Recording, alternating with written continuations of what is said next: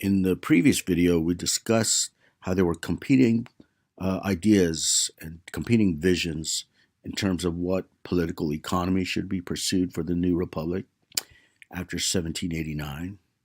And this was seen in the juxtaposition between Hamilton and Jefferson, right? Jefferson believed in an agrarian based economy, and as opposed to Hamilton, who felt this new republic should be commerce oriented, commerce based, and even that it should pursue early industrialization. Now, at this time, of course, the Treasury of Secretary is indeed Hamilton, so he has the federal authority to actualize, to realize his vision of this economic state of affairs. And this is seen in the array of measures that he passes once he's in this position, right? These are Hamilton's um, policies that are enacted. And we're going to go through them. But before we do, if Hamilton wants to base his economy, let's remember that you need to attract investors, right? Both domestic investors and foreign investors into this new republic if it's going to be commerce oriented. But at this time, the new republic had inherited this debt stemming from the American Revolutionary War, actually. It amounted to about $75 million, which was an astounding amount of money back then, right, in 1789. And Hamilton knew that he had to address this in a frontal fashion, aggressively. So you have to keep that in mind as we go through these, or some of the policies here before us in Hamilton's program.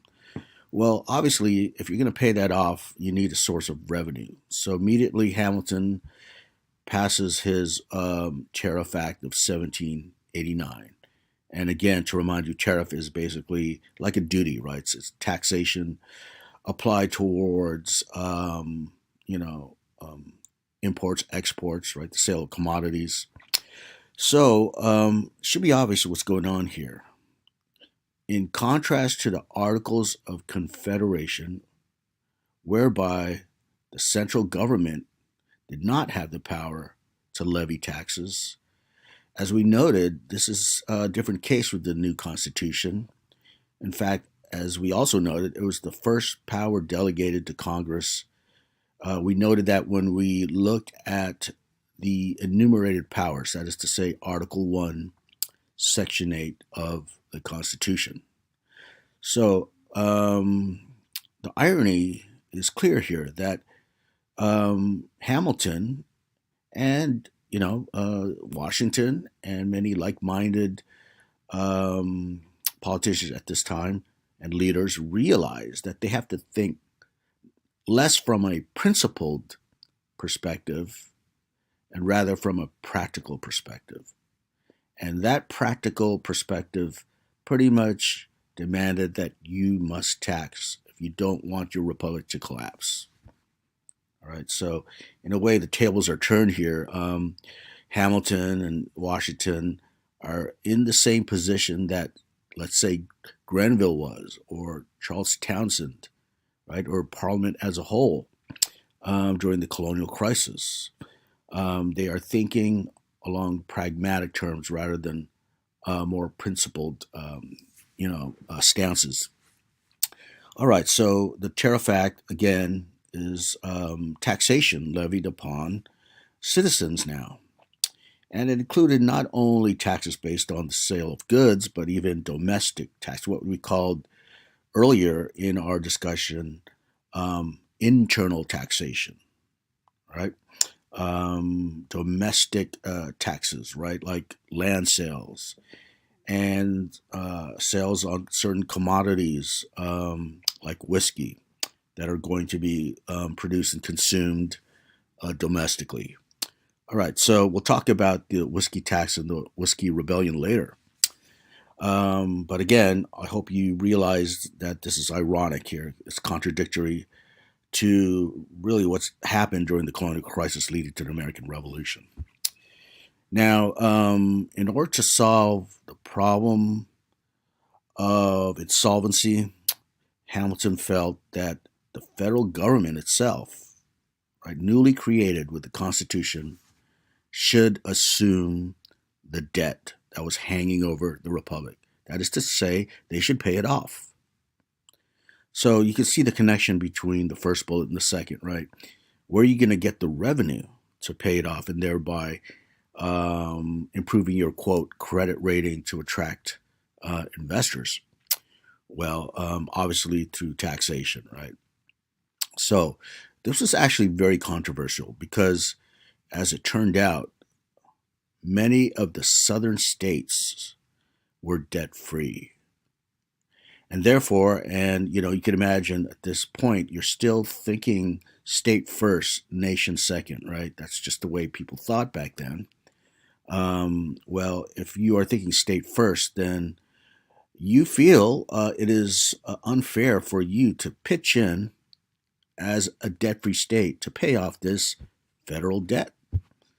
So the southern states, in other words, protested loudly against Hamilton's idea of the federal government assuming the debt. Eventually, a compromise was struck, however. Southern states that were debt free agreed to participate, but they also insisted, as the compromise, that the capital of this new nation should be moved southward to a southern state. And hence, that turns out to be Washington, D.C. As you know, they're bordering on Virginia, right? A southern state. And that's the reason why we have Washington, D.C. as our national capital. It relates to the second bullet here, as the compromise surrounding that issue. And then third in Hamilton's program was the creation of a national bank, right? Keyword national here. Today we use the word federal bank to describe, the Federal Reserve, which is our national bank today. But back then, this is something new, right? This idea of creating a national bank. Now, those who were opposed to it felt that Hamilton was overstepping his authority because why? There was nothing in the Constitution that delegated Congress or the government itself this power, right, to create a national bank. In particular, Jefferson is going to be an ardent critic, a sharp critic in Hamilton's, measures that he comes up with, right? So Jefferson will say, okay, Mr. Hamilton, you can't create a national bank because nowhere is that power listed in the Constitution. And Hamilton is going to turn around and say, wait a minute, if you look at Article 1, Section 8, right, we noted this list of powers called the enumerated powers. The very last power, if you recall, was something we call the elastic clause. This has other names like the necessary and proper clause.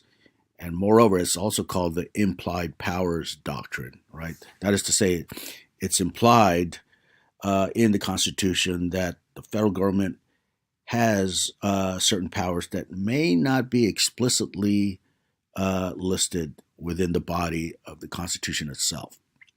All right, so what Hamilton does is, of course, invoke or appeal to the elastic clause, so to say, the necessary and proper clause, as justifying his creation of a national bank. Jefferson, on the other hand, is taking a stance that you could call constructionism, sometimes called strict constructionism. And constructionism is basically this: is Jefferson and like-minded leaders felt that how you interpret the Constitution should be as literal as possible, okay, in a very literal fashion. And that means if no power is actually listed on there, if it's not written in the body of the Constitution, well, that means it's unconstitutional. And that's indeed the very charge that was leveled towards Hamilton from constructionists, so to say, like Jefferson. They said, you can't do this because it is not explicitly stated in the Constitution. So if you believed in that view, you are aligning your um, way of looking at the Constitution through the lenses of constructionism, right, as opposed to implied powers. Okay, but regardless of Jefferson and others, as we know, Hamilton is in charge here, so he does create the United States Bank, as it was called. All right, and the last measure here is really his report on his ideas about early industrialization, and it's called the Report on Manufacturing. Okay, so again, he basically is impressed by the Industrial Revolution that's actually unfolding during that time in England, and he wants to emulate England. And it should be readily apparent to us here that Hamilton, in his vision, turned out to be correct, right? Because that's exactly what's going to happen in world history, in fact. During the 19th century, spilling over into the 20th century, you're going to see industrialization basically displacing agrarianism. In fact, Thomas Jefferson agreed with Hamilton towards the end of his life. In other words, he acknowledged that he was wrong. He lived a long life, and in the 1820s, he acknowledged that he was wrong on this issue, on this debate, in terms of political economy. Now, as mentioned earlier, the way you have to think about the early national period is a republic newly born and, in a way, a blank slate that needed to be filled with content, right? And one particular way this was going to happen is through the establishment of precedents, all right?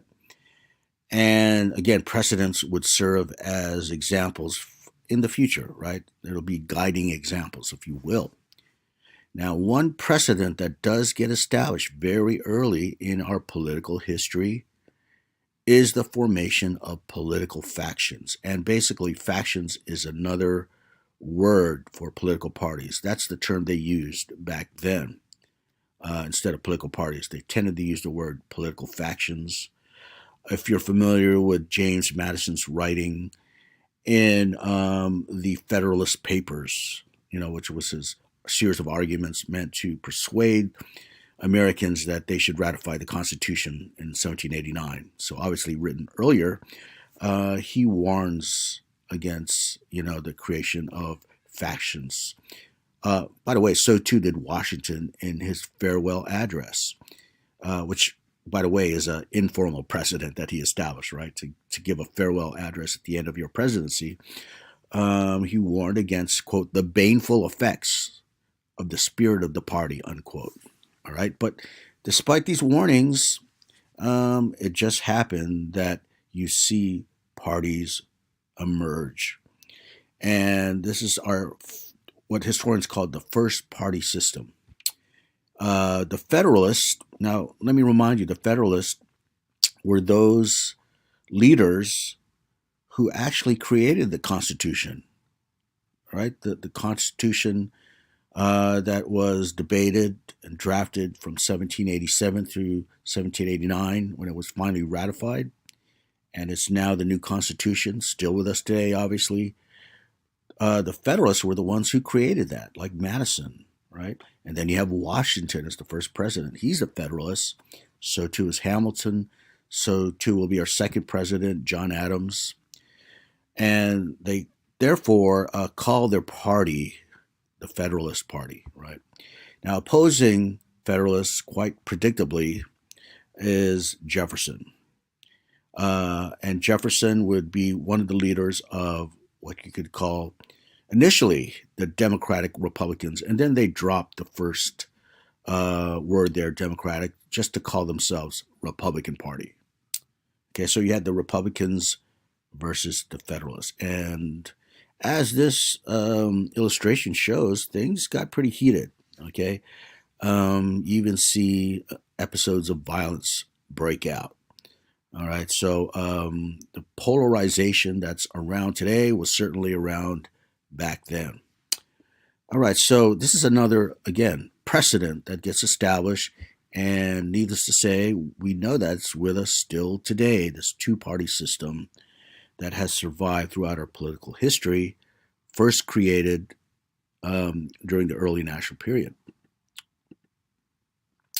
So now we need to discuss some various challenges to the new federalist controlled, right? It's federalist controlled government. And let's recall the backdrop here. The Constitution, being our second Constitution, is still new. You know, the ink is still drying on the parchment, so to speak. It's, however, a blank slate. The Constitution is merely a design, and it's also based on republicanism. That is to say, ruled by the people, not a monarch. So, what you're going to see here is a challenge to this republic, a republican form of government where, in principle, the people rule themselves.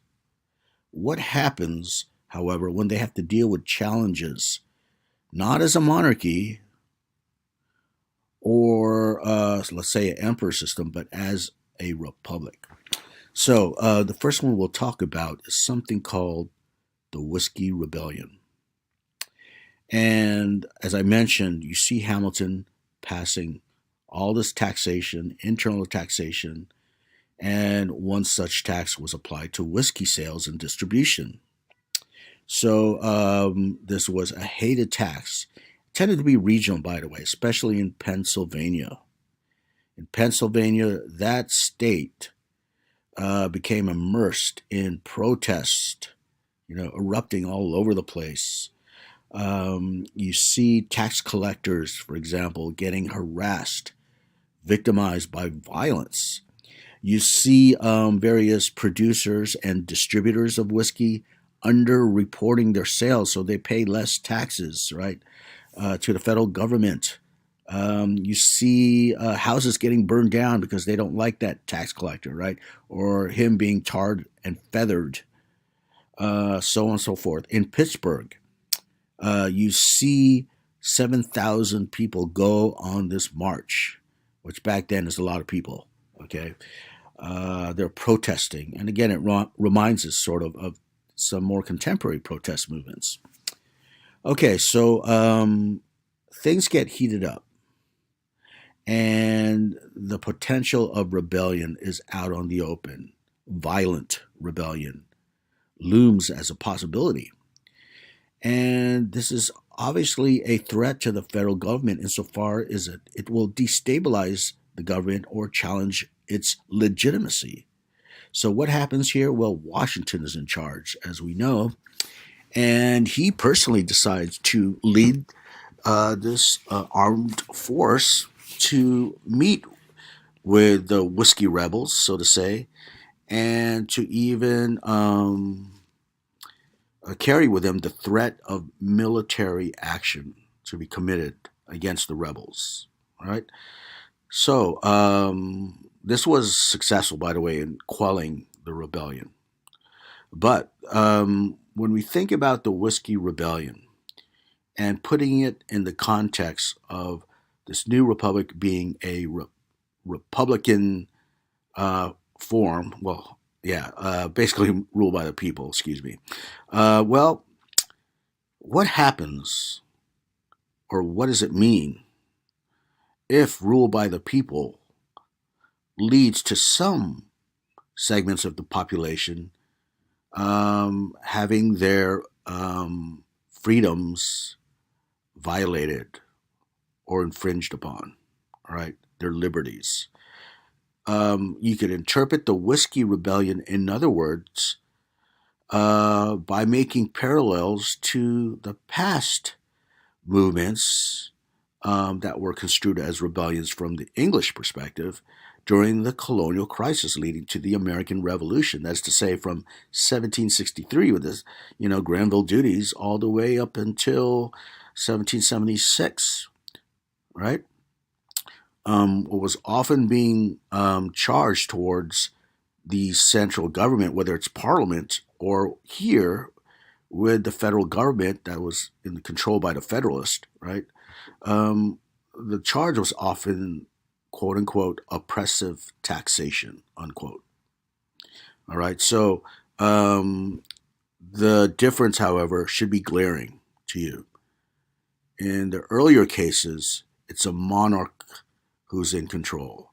Here, it's the people in control, with the Whiskey Rebellion, that is. So, what does that mean when certain segments of the population, again, feel that they are aggrieved? Well, they are aggrieved due to the fact that their liberties are being abridged. And in principle, these are protected by the Bill of Rights, the first 10 amendments in our Constitution. Okay, so that's something we should note here, right? The context. And moreover, it brings to light this interesting case where you have to think about this relationship between majority and minority, all right? In a democracy, we usually think about how the majority rules, whether in voting or what have you. Well, how do you think about it, however, in a context whereby a minority of the population, that doesn't necessarily mean, ethnic minority. It could mean like the Whiskey Rebels, for example. They're not the majority of Americans. They're a clear minority of Americans. But if their view that their rights are being violated is indeed correct, but they're still the minority, then what does that mean? Does that mean that they're automatically neglected, right, in this democratic system where the majority rules? Or let's bring this idea of majority minority to the 20th century with the civil rights movement, right, where it's clearly um, it's clearly recognized that African Americans' rights were violated in legal segregation, Jim Crow in southern states. But they're still the minority of the population, right? How do you treat that in a democracy or a republic? All right, so here's an early example that brings to light this tension between majority and minority within the context of a democratic republic. Now, the next thing we need to discuss, which is a challenge again to the new federalist led government, is something called a quasi war with France. It's called quasi because we never declared war. Quasi means resembling, right? So it resembles a war, but it is an actual war. It was fought mostly in the high seas against France in between 1798 and 1800. And the circumstances behind this was this, that France once again engages in war against the English Empire. But let's recall France helped us during our American Revolutionary War. In fact, that's a big reason why we're in debt, right? Because we owed France money. But France feels that the newly formed United States has a obligation to help them in this war, but we refuse to get involved. And this basically insults France, and they start harassing our ships in the high seas and impressing sailors. To impress, quote unquote, sailors, it means something different back then. It means to kidnap them and force them to work on their ships, those wooden ships in the high seas, which is a terrible job back then, by the way. Okay, so you also see XYZ affair there listed, and that is because John Adams, who was the president during this time, In order to sort of be involved in diplomatic talks with France about this brewing war, sent over some American delegates to meet with French diplomats, but they were basically ignored. Okay, and this was considered an insult to this newly formed republic, right? And Jefferson refused to name the French delegates explicitly. He just called them Mr. X, Mr. Y, Mr. Z. You know how they basically insulted the United States and tarnished our reputation and so forth. So this XYZ affair led to this quasi-war with France. Okay, and here's the thing that we have to really recognize. Number one, this war was undeclared. All right, and according to the Constitution, Congress must declare war. Right, it's one of the enumerated powers, but that was shunted aside. Right, but perhaps more controversial is the passage of something called the Alien and Sedition Acts. And just a little background here. I did mention there were more immigrants coming into the United States at the time. The continuance of French immigrants, as well as Scandinavians and other Europeans, aside from the traditional, quote, Anglo-Saxon or English. And because of this, heterogeneous, ethnic composition, you see some protests emerging from certain, populations in the United States. So this new federalist government felt they had to clamp down it. Why? Because it would disturb the war effort while posing a potential threat to our domestic stability. So what they did is pass the infamous Alien and Sedition Acts. And the Alien Act basically said this: for any foreigner or alien who protested the war, they would be deported. And the Sedition Act was this. They're both, by the way, put together, but the sedition part of this act said this: anyone, regardless whether you're alien or citizen, anyone who profaned the government or the president, anyone who criticized the war effort, the nation as a whole, would be subject to punishment, whether fines or even imprisonment. So look at that. You can't even protest. You can't print news articles about it or opinion pieces in the newspaper. That's a clear violation of what? Our First Amendment rights. And again, it's new, right? It's something just put in our Constitution, but right away, the federal government are suspending those rights due to this perceived necessity of keeping the country safe, right? So that brings up the question: during circumstances like war, is it permissible, is it justifiable for the federal government to suspend our rights? And this is a good question for your discussion. But again, with the Alien and Sedition Acts, this will be the first case where this is indeed done. It'll continue into the future. During World War I, for example, you'll see Sedition Acts where it became illegal to protest the war. And probably the most egregious example of this would be the internment of Japanese during World War II. Okay, so we'll now continue to the next video.